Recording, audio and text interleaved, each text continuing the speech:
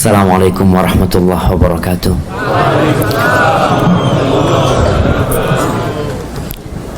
Alhamdulillah,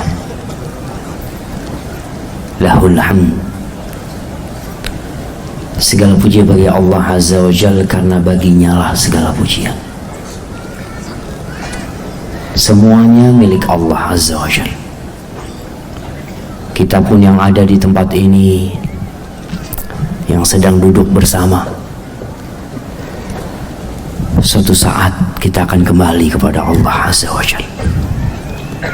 Setiap bangun tidur kita mengatakan Alhamdulillah Alladzi ahyana ba'dama amatana wa ilaihin nusyur.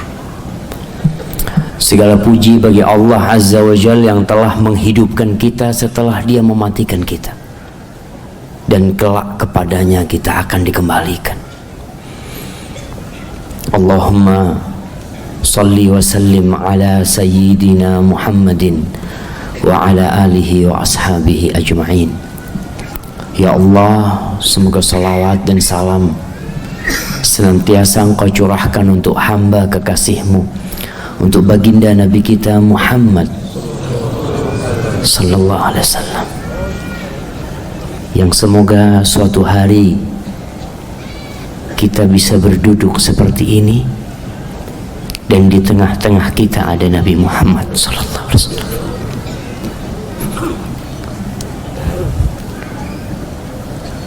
Semoga salawat itu bersambung untuk keluarga beliau, untuk istri-istri beliau, untuk putra-putri beliau, dan untuk seluruh sahabat Nabi yang mereka merasakan bagaimana beratnya mengamalkan Islam ini, bagaimana dahsyatnya menegakkan tauhid, sehingga sebagian sahabat itu tewas karena la ilaha illallah. Kenapa Bilal bin Rabah disiksa? Kenapa Sumayyah ibunda Ammar bin Yasir disiksa sampai akhirnya tewas, ditikam kemaluannya dengan tombak oleh Abu Jahal? Karena la ilaha illallah. Semoga kita mati di atas la ilaha illallah. Amma ba'd, jamaah rahimakumullah. Mungkin anak biasa memberikan materi tentang keluarga, tapi terkadang kita lupa, setelah kita berkeluarga, setelah kita memilih pasangan hidup kita, lalu kita menikah, kemudian kita memiliki anak, mau dibawa kemana anak itu? Allah Azza wa Jalla mengatakan al-malu wal banun zinatul hayatid dunya. Harta dan anak adalah perhiasan kehidupan dunia. Antum hidup tanpa memiliki harta, mungkin sepi kehidupan antum. Memiliki banyak harta tapi tak punya anak, serasa malam tanpa bintang yang menerangi. Allah jadikan anak itu belahan jiwa, pelipur lara, penyejuk pandangan, tapi dia itu amanah dari pencipta. Ada yang mungkin lama nggak punya anak, atau sampai hari ini belum dikasih anak. Anak itu amanah. Mungkin ada banyak kerjaan yang harus antum selesaikan sebelum amanah itu datang.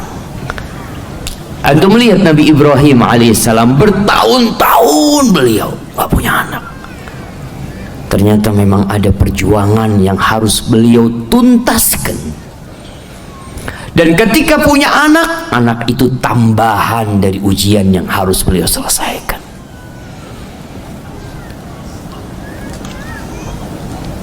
Ahibati fillah, kalau kita bicara anak, kita tuh bingung. Ketika masuk ke alam anak-anak itu kita jadi bingung.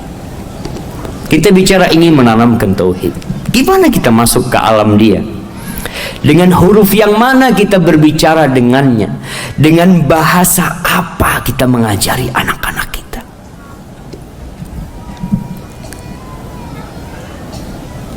Berapa banyak orang tua yang menjadi penerjemah buat anaknya? Ketika anaknya bicara, ibunya mengatakan maksudnya dia itu ini. Ibunya paham, bapaknya nggak paham kadang-kadang. Bapaknya hanya pinter bikin anak, tapi nggak pandai ngajari anak. Jemaah, ada banyak kebaikan yang kita ingin ajarkan kepada anak-anak kita. Ada banyak informasi penting yang kita ingin transfer kepada mereka, tapi gimana caranya? Apakah dia bisa memahaminya? Kapan kita mulai menyampaikan hal-hal penting yang dia perlukan dalam kehidupan ini? Ya Allah, kalau bukan karena bantuan Allah. Kemarin ketika ana siapkan materi ini, ana jadi menangis karena ana ingat sama anak-anak ana. Ana mungkin bukan bapak yang baik.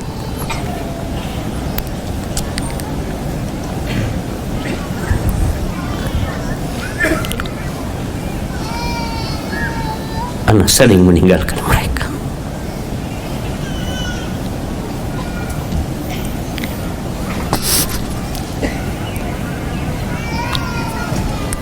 Iya, waktu ana bersama mereka terlalu sedikit.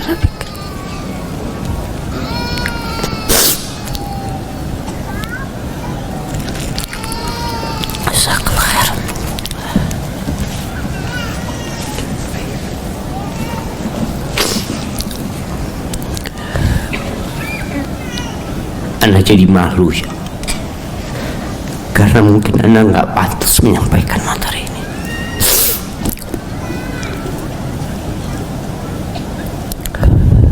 Mungkin ana terlalu memberati keluarga ana, istri ana. Tapi ana akan berusaha untuk menebus dosa-dosa itu.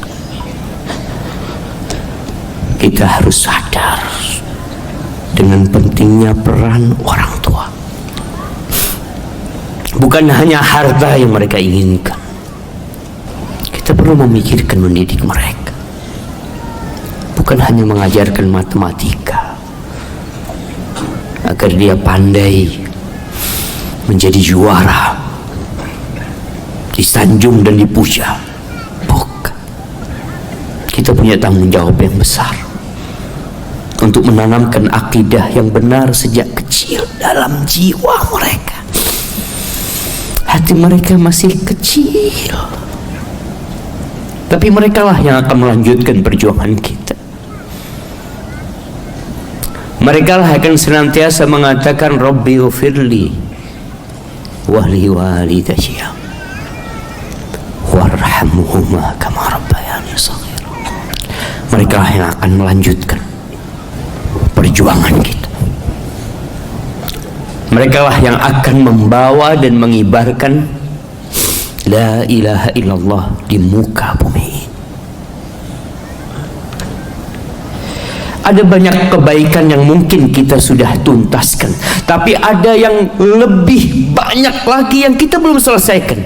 Kepada siapa kita akan berikan amanah ini? Kalau bukan sama anak-anak kita. Mungkin kita akan bercerita kepada mereka, nah abah cuma bisa sampai sini, nah. Masih panjang utang abah. Ibunya pun seperti itu. Dia mempersiapkan generasi yang kelak suatu saat tidak akan lagi menangis, kecuali karena takut kepada Allah Azza wa Jalla.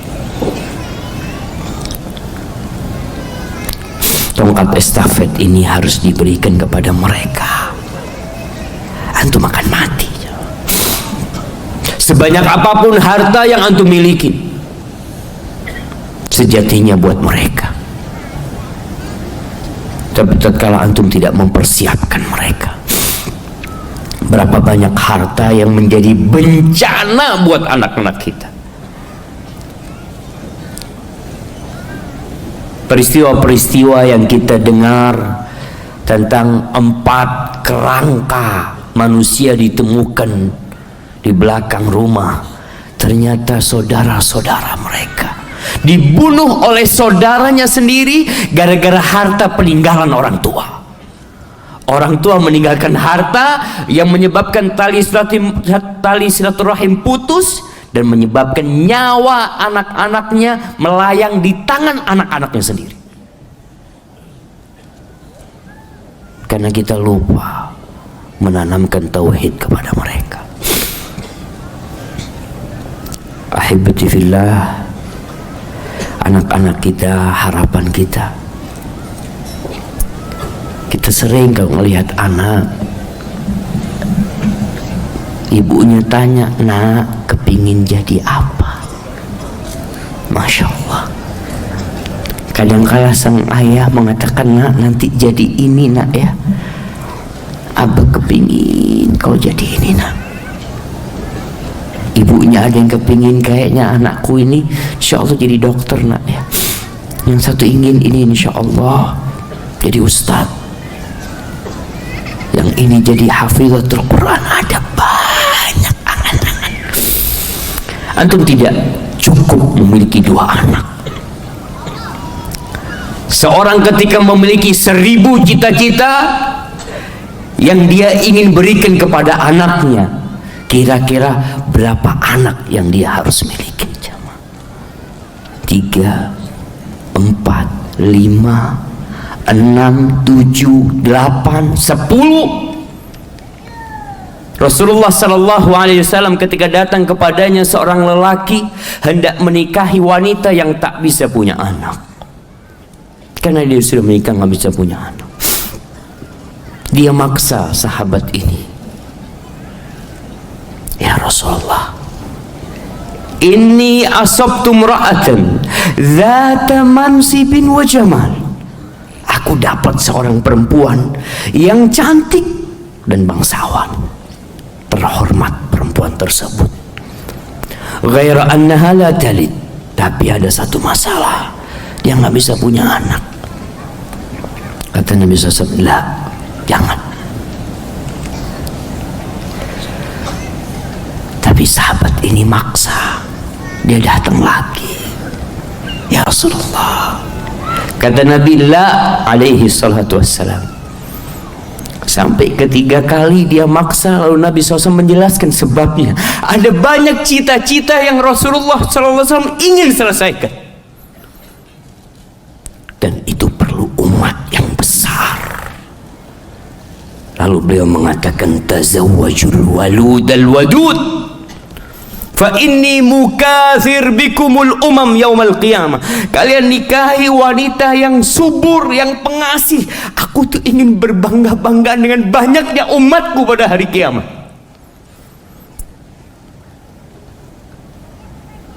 Kalau ternyata anak-anak yang lahir tidak ditanamkan tauhid kepada mereka, takut mereka tidak jadi umat Nabi Muhammad sallallahu alaihi wasallam.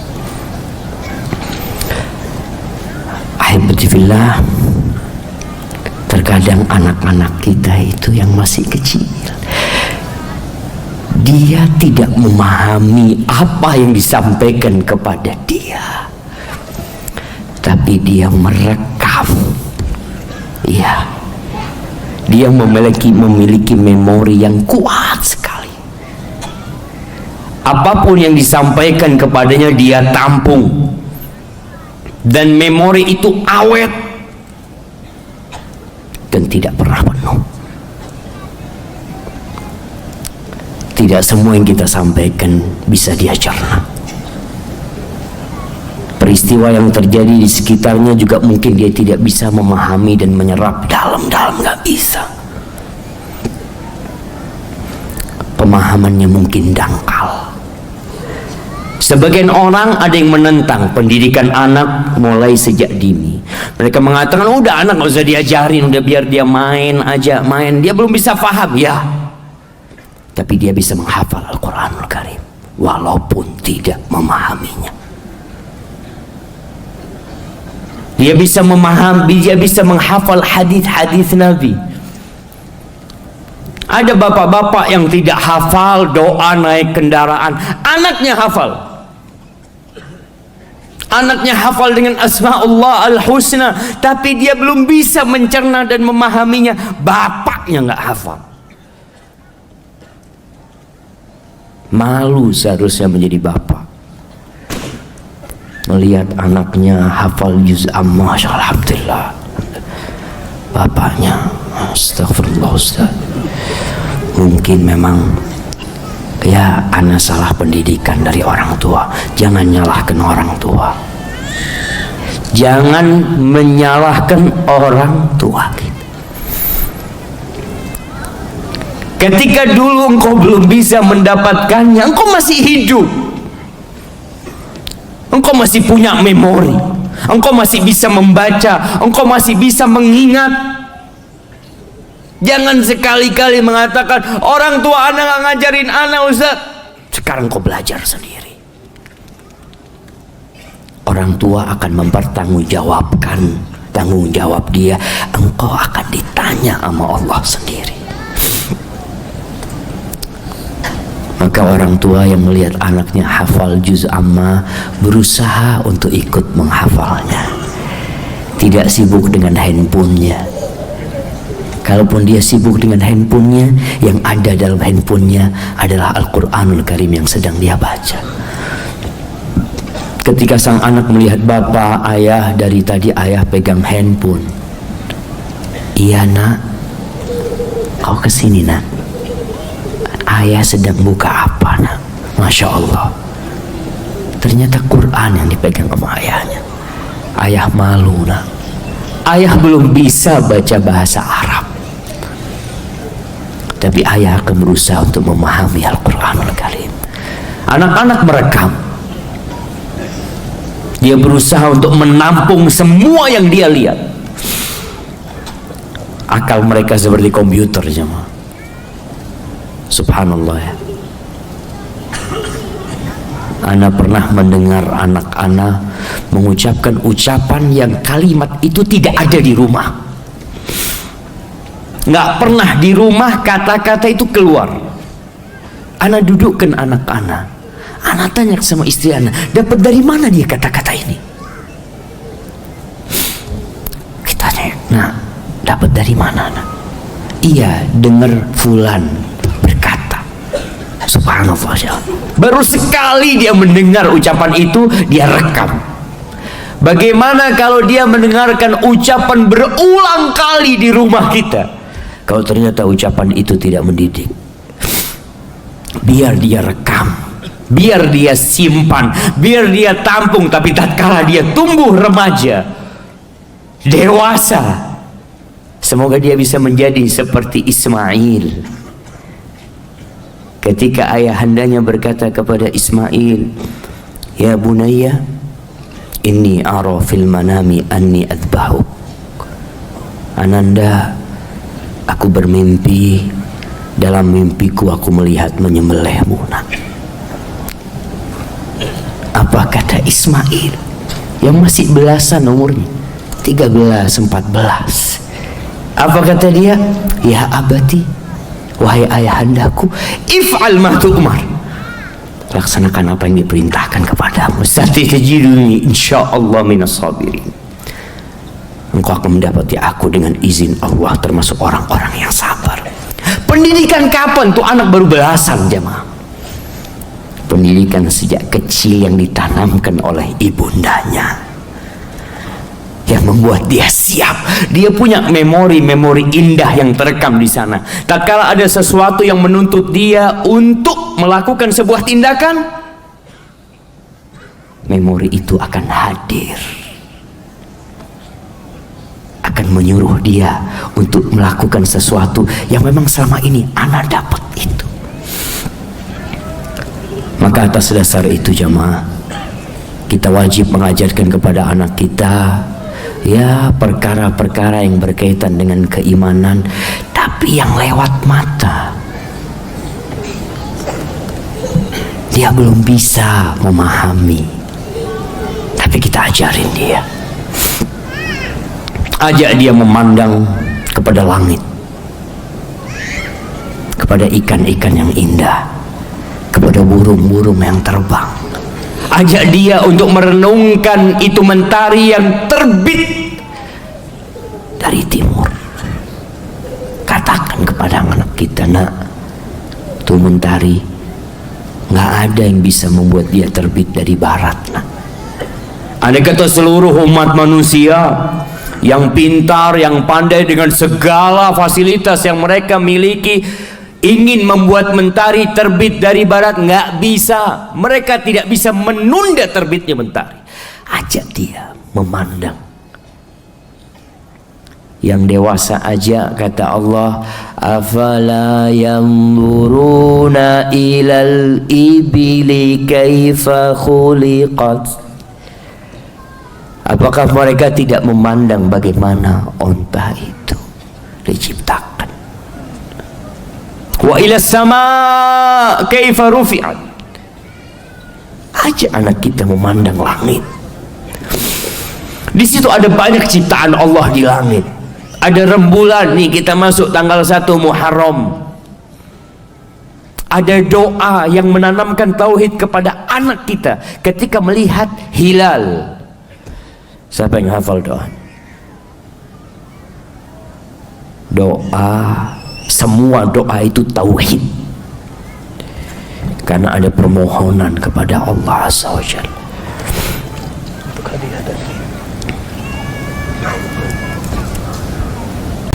Ahibati fillah, sampai mana kita? Doa, sampai hafal doanya. Yang hafal, bukan yang nyontek. Iya, fadhal jemaah, jangan salahkan orang tua antum. Jangan katakan abah anak nggak pernah ngajarin anak, ibu anak nggak pernah, ibu anak sholat aja nggak usah. Ya, mungkin ada sebagian seperti itu, tapi jangan salahkan mereka. Jemaah, masa sebanyak ini nggak ada yang hafal doa melihat hilal? Tadi kita lewat, jemaah, ada yang hafal? Masya Allah, kita hidup di mana? Hampir tiap malam kita melihat rembulan. Itulah yang menyebabkan iman kita. Kita diperintahkan untuk merenungkan ciptaan Allah Azza wa Jalla. Kita diperintahkan untuk mengajak anak-anak kita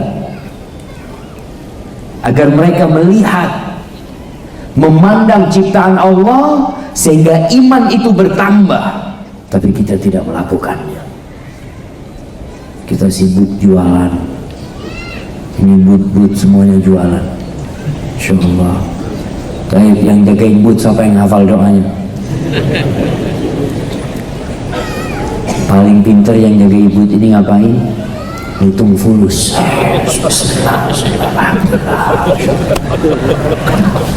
Terus lagi doanya jangan takut riak, enggak usah. Anda harus menyembunyikan ilmu.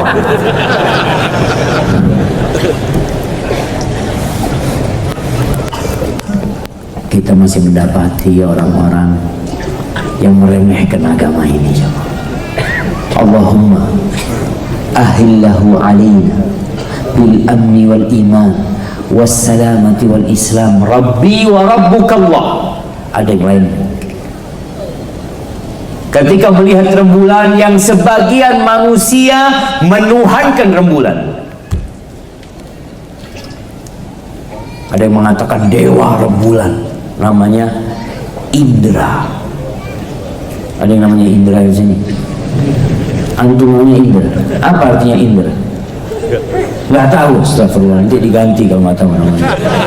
Kasih hadiah nggak apa. Ada Indra, ada Chandra. Coba antum lihat. Ternyata itu nama-nama dewa-dewa. Kita mengatakan Allahu Akbar, Allahumma ahillahu alaihi. Allah jadikan awal bulan ini bulan yang penuh dengan keamanan dan keimanan. Kita ingin negeri kita damai, kita ingin negeri kita penuh dengan keamanan, dengan iman. Sesuai dengan kadar keimanan, sebesar itu pula kedamaian yang akan dirasakan. Bil amni wal iman wassalamati wal islam. Ya Allah, kita ingin keselamatan ya Allah. Mudah-mudahan awal bulan ini penuh dengan keselamatan dan Islam. Selamat kalau nggak Islam masuk neraka. Kita minta keselamatan dengan Islam. Lalu sebagai hamba, makhluk yang diciptakan, dia mengatakan Rabbi wa rabbukallah, Rabbku, penciptaku dan penciptamu sama, yaitu Allah. Yang berhak disembah cuma Allah. Engkau hanya makhluk. Tuh, kita ajarkan kepada anak kita. Ketika hujan turun, kita ajarin dia lagi. Nah, nih hujan dari mana turunnya? Dari atas sana. Tahu siapa yang menurunkan? Allah. Subhanallah ya. Allah itu maha baik ya. Iya. Ajarkan kepada dia tentang Allah Azza wa Jalla, dengan apa yang bisa dia lihat, yang bisa dia rasakan. Pegang tangan anaknya, taruh di dada, atau bikin dia mendengarkan jantung kita berdetak. Setelah dia mendengar, nah, kau dengar? Iya ayah, aku dengar ada suara di dada ayah, kata dia. Kau tahu itu suara jantung. Allah yang menggerakkan. Ketika berhenti, selesai kehidupan ini. Ketika melihat lautan, Allah jemaah, banyak kalau bicara menanamkan tauhid kepada anak kita. Wa ilal ardi kaifa sutihat wa ilal jibal kaifa nusibat. Kita tuh kalau naik mobil kadang-kadang kelihatan, ya Allah, gunung, ya anak senang melihat gunung. Itu nah, gunung Allah yang menciptakan sebagai pasak buat bumi ini sehingga tidak bergetar.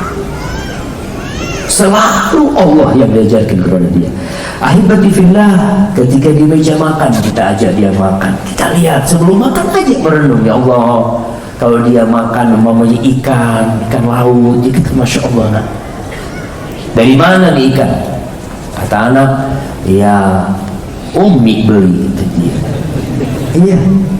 Di mana Umi beli? Di pasar. Baik. Emangnya di pasar ada ikan? Ya nggak ada ayah. Diambil dari mana? Ya kayaknya dari laut ayah, kata dia. Siapa yang ngasih makan ikan di lautan? Siapa jemaah? Apakah Menteri Perikanan kasih makan ikan di lautan? Untuk pernah melihat program kerja Menteri kasih makan ikan di lautan Indonesia? Tidak ada. Program kerjanya menyelamatkan ikan dari manusia-manusia jahat. Tapi kalau tuh ikan ada penciptanya, ada yang kasih makan tuh ikan. Berjuta-juta tiap hari ikan itu diburu, tapi terus Allah berikan ganti. Allah Akbar. Ahibati fillah, ada beberapa hal yang perlu kita perhatikan dalam mendidik, menanamkan tauhid kepada anak kita. Yang pertama, selamatkan fitrahnya dari kerusakan. Kullu mauludin yuladu 'alal fitrah. Semua yang dilahirkan itu dilahirkan di atas fitrah, di atas tauhid. Dia mengetahui penciptanya, dia mengakui pencipta semuanya. Karena kalau manusia ditanya, kamu pernah menciptakan dirimu sendiri? Enggak. Lalu kamu ada begitu saja? Ya tidak, tentu. Ada yang menciptakan kamu. Terus kenapa kita melihat banyak manusia yang berubah? Ada yang menjadi Nasrani, menjadi Yahudi, menjadi Majusi, menjadi Buddha, menjadi Hindu, menjadi macam-macam mereka dalam kehidupan ini. Fa'abawah, itu kedua orang tuanya. Ya, orang tua akan ditanya, kenapa anakmu nggak sholat? Kenapa anakmu melakukan kesyirikan? Kenapa anakmu berangkat ke dukun? Fa'abawahu yuhawidanihi aw yunassiranihi aw yumajjisanihi. Itu karena kedua orang tuanya, karena lingkungan. Maka kita harus menanamkan keimanan kepada anak kita, menjaga fitrahnya sebenarnya. Luqman ketika memberikan wasiat kepada putranya, apa kata dia? Ya bunayya la tusyrik billah. Wahai anak, jangan melakukan kesyirikan kepada Allah. Sebagian masyarakat, anaknya lahir kecil langsung dipasangin jimat, dipasangin beberapa aksesoris sebagai prasarana untuk tolak bala. Karena kata mereka, anak ini kan belum bisa berdoa, belum bisa meminta keselamatan kepada Allah, maka kita kasih dia aksesoris keselamatan. Antum lihat kadang-kala ada gelang di kakinya, gelang di tangannya, gelang atau tali di perutnya. Kenapa orang tua melakukan itu? Tanamkan tauhid sejak dini. Bayangkan Ibnu Qayyim rahimahullahu ta'ala ketika menjelaskan tentang hadis mengadani bayi yang lahir. Walaupun hadis itu diperselisihkan kesahihannya, tapi poinnya yang anda ingin jelaskan, beliau mengatakan sejak kecil yang perlu diperdengarkan kepada anak kita adalah tentang tauhid, tentang Allah Azza wa Jalla. Bagaimana dia mengatakan Rasul sallallahu alaihi wasallam kepada cucunya Hasan dan Husain, Nabi Ibrahim alaihissalam, apa yang beliau lakukan kepada anaknya yang masih kecil, yang belum bisa mempertahankan dirinya, belum memiliki kekuatan untuk itu, tapi orang tuanya bisa memohonkan buat anaknya kepada pencipta langit dan bumi ini. Nabi biasa mengatakan, u'izuka bi kalimatillahi tammat min syarri syaitanin wahama wa min kulli ainin lama. Sudah dilakukan. Aku memohon kepada Allah untuk keselamatanmu, perlindungan buat engkau dengan kalimat-kalimat Allah yang maha sempurna dari kejahatan ciptaan. Wallahi jemaah, seperti itu diperdengarkan kepada anak kita. Perdengarkan kepada anak kita ayat kursi full tauhid semua. Dia kan belum bisa paham. Nah, biarkan dia merekam, biarkan. Engkau kan tidak cari keselamatan buat dia, maka hindari. Kata Nabi SAW berkaitan dengan tamimah ini jemaah, man 'allaqa tamimatan fala atammallah lah. Barang siapa yang menggantungkan tamimah, jimat atau apa aja, bentuknya seperti apa, mungkin di leher atau di tangan, apa kata Nabi, semoga Allah tidak menyempurnakan buat dia. Dalam riwayat lain ada hadis yang mengatakan, man ta'allaqa tamimatan faqad asyrak. Yang menggantungkan jimat maka dia telah melakukan kesyirikan. Jangan. Tapi ada yang gangguin dia. Iya, banyak pengganggu, tapi hanya satu penyelamat, yaitu Rabbul Alamin. Bukankah engkau yang doanya mengatakan, Qul a'udhu bi rabbil falaq, Qul a'udhu bi rabbin nas? Bukankah itu yang biasa kita panjatkan? Lalu kenapa kita kasih jimat anak kita? Ummu Sulaim, ibunda Anas bin Malik. Anas bin Malik masih kecil, belum datang Rasul SAW ke kota Madinah. Bapaknya musyrik, ibunya udah masuk Islam. Ini anaknya yang kecil, biasa dia talqini, didikte sama dia, mengatakan, ibunya mengatakan, Qul la ilaha illallah. Nak, katakan la ilaha illallah. Qul ashhadu an la ilaha illallah. Katakan, nak, aku Aku bersaksi tiada yang berhak disembah kecuali Allah Azza wa Jalla. Bapaknya tahu, bapaknya musyrik. Apa kata bapaknya? La tufsidi ala ibni, jangan dirusak anakku. Padahal ibunya sedang menjaga anaknya. Semua bentuk penyimpangan dari tauhid itulah kerusakan.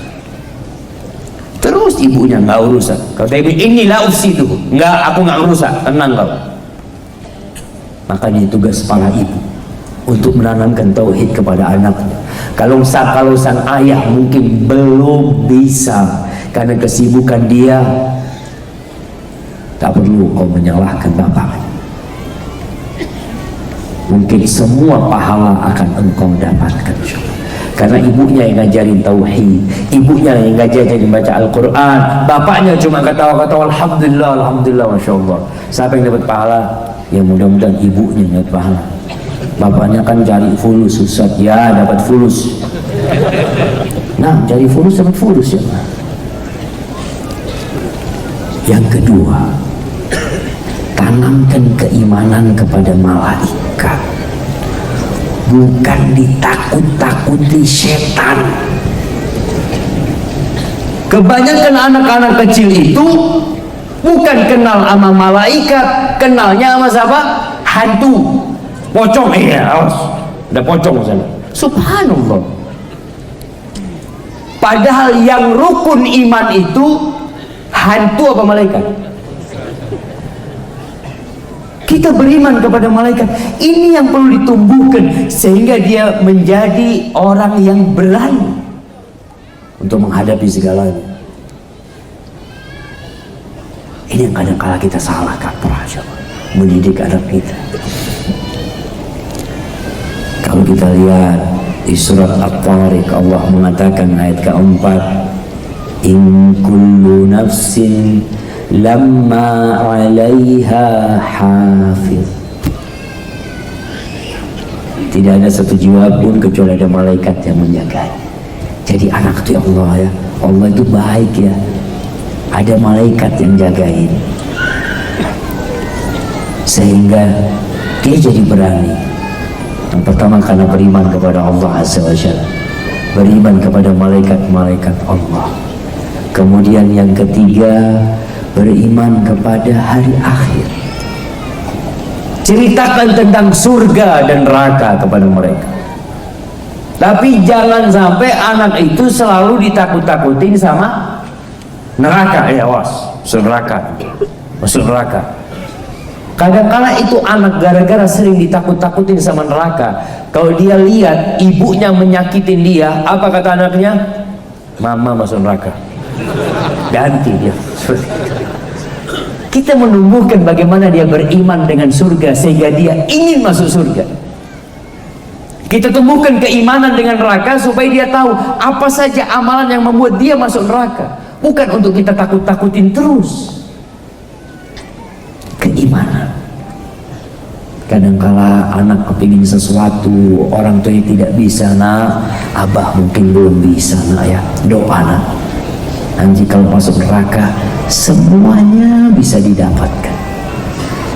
Nanti kalau masuk surga, kalau masuk surga semuanya bisa didapatkan. Apa aja yang kau inginkan. Dihibur anaknya dengan seperti itu. Pasti ingat seorang sahabat yang mengatakan kepada Nabi SAW, ini sahabat paling suka sama kuda. Nah, ada orang yang memiliki hobi macam-macam di dunia ini. Dia bertanya, ya Rasulullah, afil jannati faras? Apakah di surga ada kuda? Kata Nabi SAW, idza udkhiltal jannah utita bi farasin min yaqutatin hamra laha janahan. Kalau engkau dimasukkan surga, intinya masuk surga, akan didatangkan kepadamu seekor kuda yang tercipta dari permata yang warnanya merah, dan dia memiliki dua sayap yatiru bika au tatiru bika haitsu tasha. Dia akan terbang bersamamu kemanapun engkau inginkan. Tanamkan kepada anak kita, sehingga yang menjadi tujuan hidup dia, Rabbana atina fid dunya hasanah wa fil akhirati hasanah wa qina adzabannar. Kita selalu berbicara harus seimbang kehidupan dunia dan akhirat, tapi kita dusta. Di mana kau bicara seimbang? Di sekolah mana? Mungkin sebagian sekolahan, tapi kebanyakan sekolahan pelajaran agama hanya 2 jam. Kuliah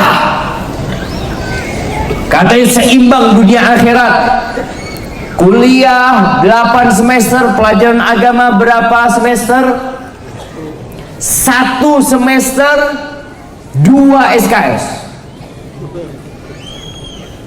Setelah itu tidak pernah berjumpa dengan agama selama tinggal. S2 sama, apalagi. Maka anak kita nih, kalau kita tahu nanti dia nggak bakal jumpa tuh dengan pelajaran-pelajaran di sekolahan, kalau mungkin antum bisa pilihkan sekolahan yang mengajarkan tentang iman kepada hari akhir, ajarkan kepada dia tentang kematian, bawa dia ke kuburan, lihatkan bapak nanti bakal mati, nak. Ibumu juga bakal mati. Ini kuburan kakek, ini kuburan nenek. Kau lanjutkan perjuangan ayah, nanti kita akan dibangkitkan untuk berjumpa kembali. Di situ ada 2, fariqun fil jannah wa fariqun fis sa'ir. Sebagian ada di surga dan sebagian ada di neraka. Jadilah engkau yang ada di surga. Allahu Akbar. Didik anak kita dengan keimanan seperti itu.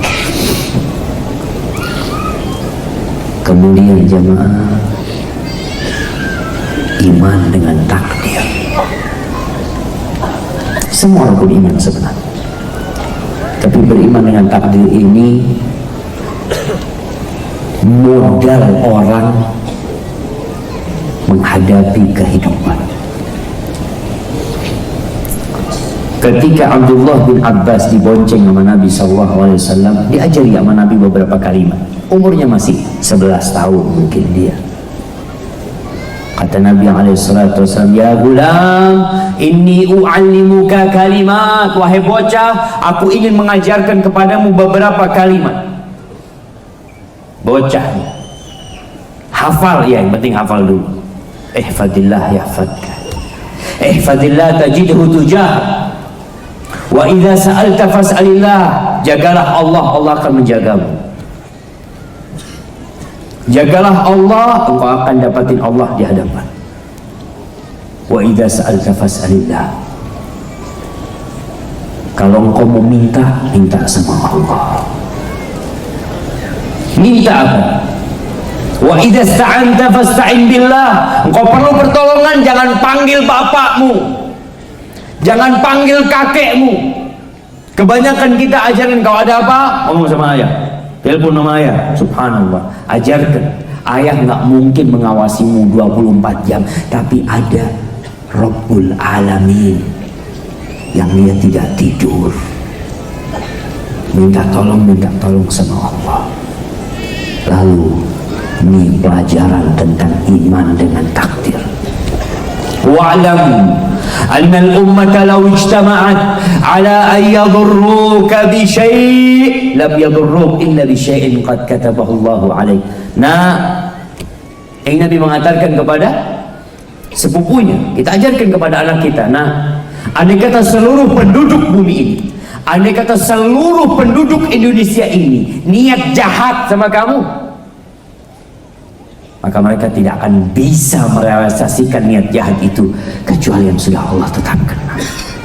Wa in ijtama'u ala an yanfa'uka bi syai'. Sebaliknya, kalau mereka bersatu padu seluruh penduduk Indonesia bahkan seluruh penduduk dunia ingin memberikan manfaat kepadamu, mereka tidak akan bisa memberikan manfaat karena mereka makhluk yang tidak punya apa-apa dalam kehidupan ini kecuali sesuatu yang Allah sudah tetapkan. Rufi'atil aqlam wa jaffatis suhuf. Pena itu sudah diangkat, lembaran-lembaran itu sudah kering. Tanamkan kepada anak kita, sehingga tatkala dia jatuh, kadangkala orang tua anaknya jatuh, yang dipukul apa? Yang dipukul temboknya, sepedanya. Oh, ini nakal ya? Enggak, dia enggak nakal. Kenapa kau pukul? Ajarkan. Nah, sudah takdir Allah. Nah, insya Allah kasih sembuh sama Allah. Bukan malah mejanya yang dipukul, temboknya yang dipukul, sepedanya yang dipukul. Bukan. Ajarkan iman bahwa apapun yang akan engkau hadapi, semua sudah ditetapkan. Terus apa yang harus kita lakukan, ayah? Sabar dan bersyukur kepada Allah Azza wa Jalla. Kemudian yang terakhir, jemaah, jangan berhenti menanamkan keimanan kepada anak kita. Ketika kita lihat dia sudah remaja, ketika dia mungkin sudah dewasa, ketika dia sudah menikah, seakan-akan berhenti orang tuanya menanamkan tauhid, menanamkan keimanan, menanamkan akidah yang benar. Nggak ada berhenti kita. Manusia itu suka lupa, maka terus ditanamkan kepada mereka. Nabi Yaqub alaihi salam, Allah mengatakan, am kuntum syuhada idh hadara Yaqub al-maut. Apakah kalian hadir menjadi saksi ketika ajal datang menyumpai Yaqub? Idh qala li banihi, Nabi Yaqub sudah tua renta. Beliau ketika itu ada di Mesir, dibawa oleh anaknya Nabi Yusuf alaihissalam bersama keluarganya di sana. Mesir banyak sekali tindakan kesyirikan, yang menyembah api, yang menyembah berhala, yang menyembah mentari, banyak dewa-dewa, na'udzubillah min syirkin. Nabi Yaqub berada di negeri seperti itu, dia kumpulkan anaknya sebelum mati. Lalu dia mengatakan kepada anaknya, ma ta'buduna min ba'di, apa yang kalian sembah setelah aku mati? Jangan sampai kalian bertauhid ketika ada bapaknya saja. Apa yang kalian sembah setelah aku mati? Qalu na'budu ilahaka wa ilaha abaika Ibrahim wa Ismail wa Ishaq ilaha wahida wa nahnu lahu muslimun. Kami akan tetap beribadah menyembah Tuhanmu, sesembahanmu, sesembahan bapak-bapak, sesembahan Nabi Ibrahim, Nabi Ismail, Nabi Ishak, Tuhan yang Esa, dan kami akan berserah diri kepadanya. Begitulah jemaah, para nabi mengajarkan tauhid sejak dini sampai mau mati. Rasulullah SAW sama, beliau peduli sama umatnya. Awal dakwah beliau kepada tauhid, mengajak orang-orang untuk mengatakan qulu la ilaha illallah. 5 hari sebelum beliau meninggal dunia, beliau sedang sakit. Ummu Salamah dan Ummu Habibah cerita tentang gereja-gereja yang ada di Habasyah, yang di situ ada gambar-gambar di dalamnya. Kata Nabi SAW, ulaika syirarul khalqi indallah, mereka adalah manusia-manusia yang paling jahat di sisi Allah Subhanahu wa taala. Kalau mati di antara mereka, dikuburkan di gereja-gereja mereka, kemudian dikasih gambar-gambar itu. Maka Nabi SAW tidak ingin masjid menjadi seperti itu. Wa annal masajida lillah, masjid itu hanya milik Allah. Fala tad'u ma'allahi ahada. Dan sebagai penutup, sebelum kita masuk sesi tanya jawab, berdoa. Orang tua jangan berhenti berdoa, minta tauhid buat anaknya. Kita sering doa minta supaya anak kita sukses, supaya dapat kerjaan, supaya anak itu diterima di sebuah kampus. Banyak doa-doa kita. Pertanyaannya, pernahkah antum memohon kepada Allah agar anak-anak dijauhkan dari kesyirikan? Nabi Ibrahim alaihissalam, Imamul Hunafa, beliau berkata memohon kepada Allah, wajnubni wa bani an na'budal asnam. Ya Allah, hindarkan aku dan anak keturunanku dari menyembah selainmu ya Allah. Menyembah berhala-berhala itu Nabi takut. Kita kadang-kadang nggak pernah berdoa seperti itu. Hadza wallahu a'lam.